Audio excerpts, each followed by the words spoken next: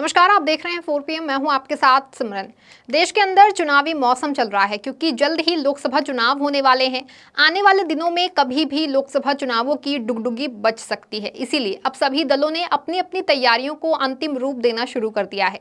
राजनीतिक दल अब अपने अपने उम्मीदवारों के चयन में जुट गए हैं और धीरे धीरे करके अलग अलग राज्यों में उम्मीदवारों की घोषणा कर रहे हैं। देश की सत्ताधारी भारतीय जनता पार्टी अब तक अपने 195 उम्मीदवारों की घोषणा कर चुकी है, जिसमें कि उत्तर प्रदेश समेत कुछ अन्य राज्यों में भी उम्मीदवारों का ऐलान किया गया है। लेकिन अभी तक भाजपा ने कर्नाटक से उम्मीदवारों का ऐलान नहीं किया है। कर्नाटक राज्य भाजपा के लिए काफी अहम है क्योंकि हिंदी भाषी राज्यों में तो भाजपा ने काफी अच्छी स्थिति बना रखी है, या यूं कहें कि पूरे उत्तर भारत में ही भाजपा मजबूत स्थिति में दिखती है। लेकिन उसकी हालत दक्षिण भारत में अभी भी काफी खस्ता हाल में है।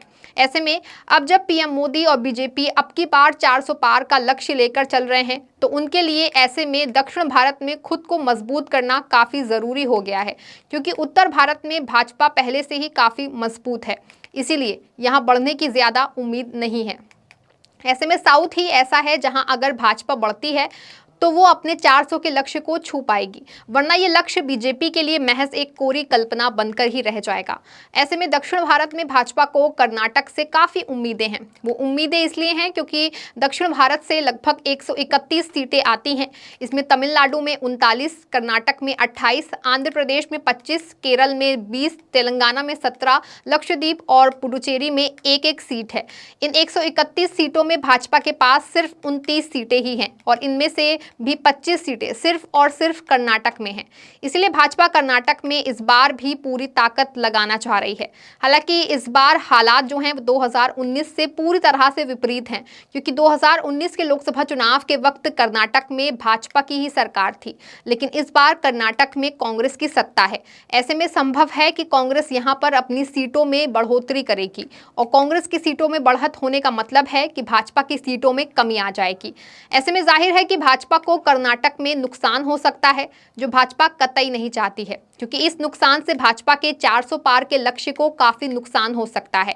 इसलिए बीजेपी कर्नाटक में काफी मेहनत कर रही है और अभी उम्मीदवारों के चयन में भी काफी मंथन कर रही है। कर्नाटक में अपनी हालत को मजबूत बनाने के लिए बीजेपी के दो पूर्व मुख्यमंत्रियों बसवराज बोम्मई और जगदीश शेट्टार को मैदान में उतारने पर विचार कर रही है। ये दोनों ही नेता कर्नाटक के लिंगायत समुदाय से जुड़े हैं, जो बीजेपी के लिए एक बड़ा वोट बेस माना जा रहा है। आबादी के लिहाज से लिंगायत 17% और वोक्कालिंगा 15% है, लेकिन ये सरकार बनाने या फिर उसे गिराने की भी ताकत रखते हैं। बीजेपी के दिग्गज नेता और प्रदेश के पूर्व मुख्यमंत्री बीएस येदियुरप्पा का भी कहना है कि बोम्मई और शेट्टार समेत राज्य की सभी 28 लोकसभा सीटों के लिए उम्मीदवारों को लेकर गृह मंत्री अमित शाह और पार्टी अध्यक्ष जेपी नड्डा से चर्चा हुई है, लेकिन अभी तक कोई अंतिम फैसला नहीं लिया गया है। यानी साफ है कि यहाँ पेंच फंसा हुआ है। येदियुरप्पा ये भी संकेत दे चुके हैं कि भाजपा कर्नाटक में गठबंधन सहयोगी जेडीएस को 2-3 सीटें दे सकती है, लेकिन इस पर भी मोदी जी आखिरी फैसला लेंगे। भाजपा कर्नाटक की सभी 28 लोकसभा सीटों के लिए उम्मीदवारों के नाम पर लगातार चर्चा कर रही है। हालांकि किसे टिकट दिया जाना चाहिए ये भी अभी तक तय नहीं हुआ है। संभव है कि आने वाले 2 से 3 दिन में स्थिति साफ हो सकती है। इसी दौरान बोम्मई और जगदीश शेट्टार के नामों को लेकर भी चर्चा हुई है, लेकिन किसे कहां से टिकट दिया जाएगा ये अभी तक तय नहीं हुआ है। जानकारी ऐसी भी सामने आ रही है कि बीजेपी के सीनियर लीडर्स के साथ चर्चा का दौर हो सकता है। इसमें कुछ फैसले लिए जा सकते हैं। भाजपा का प्रयास है कि इस बार वो भी अपनी 25 सीटों को बचाए रख सके। हालांकि ये इतना आसान तो बिल्कुल भी नहीं है। हालांकि राज्य में चर्चाएं ये भी शुरू हो गई हैं कि बोम्मई जो गांव से विधायक हैं, उन्हें हावेरी से मैदान में उतारा जा सकता है, क्योंकि यहाँ से पार्टी के मौजूदा सांसद शिव कुमार उदासी ने कार्यकाल खत्म होने के बाद राजनीति से संन्यास लेने की घोषणा की है। वहीं ये अटकलें भी लगाई जा रही हैं कि शेट्टार को बेलगाम से मैदान में उतारा जा सकता है। फिलहाल इस सीट पर पूर्व केंद्रीय राज्य मंत्री सुरेश अंगड़ी की पत्नी मंगला अंगड़ी की सांसद हैं। उन्होंने 2021 के उपचुनाव में कांग्रेस के सतीश जारकिहोली को 5000 वोटों से हराकर जीत हासिल की थी।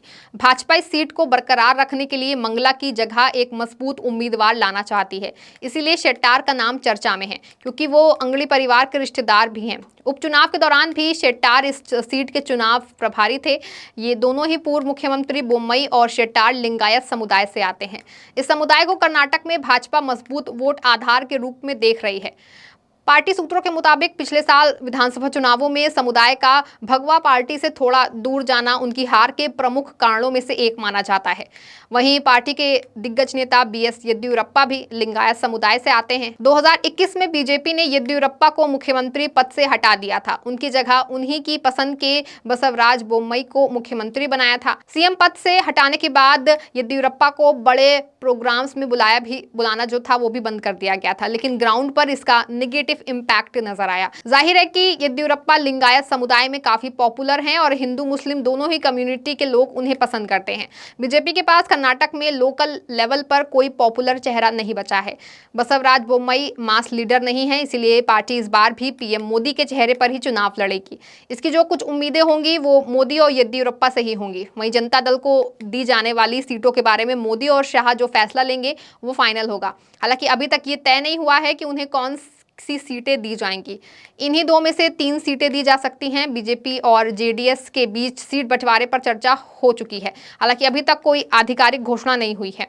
चर्चा ये हो रही है कि जेडीएस 3 सीटें मांड्या, हासन और कोलार पर चुनाव लड़ सकती है। ये जेडीएस के लिए एक तरह की भूमिका का उलटफेर है, जो पिछले साल सितंबर में भाजपा के नेतृत्व वाले एनडीए में शामिल हो गया था और ये साबित करना चाहते हैं कि वो अभी एक ताकत है। खासकर दक्षिण कर्नाटक में चर्चाएं ये भी हो रही हैं कि जेडीएस का एक उम्मीदवार के भाजपा के चुनाव चिन्ह पर चुनाव लड़ सकता है।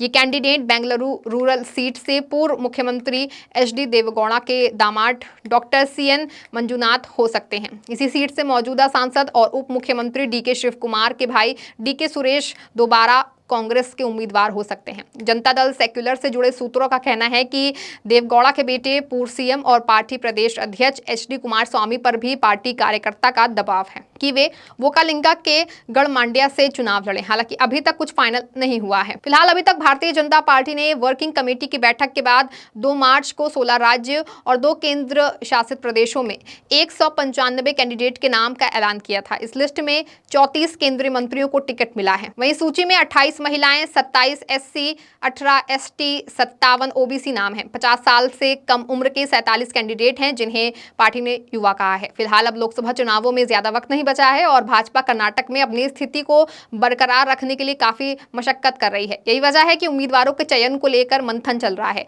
और पार्टी कई सीनियर लीडर्स व पूर्व मुख्यमंत्रियों तक को लेकर के लोकसभा चुनाव में उतारने पर विचार कर रही है। फिलहाल अब क्या होगा और कब बीजेपी कर्नाटक के लिए अपने उम्मीदवारों का ऐलान कर पाती है, ये आने वाले समय में पता चल पाएगा। फिलहाल के लिए इस खबर में बस इतना ही। तब तक के लिए आप देखते रहें 4 PM कर्नाटक। धन्यवाद।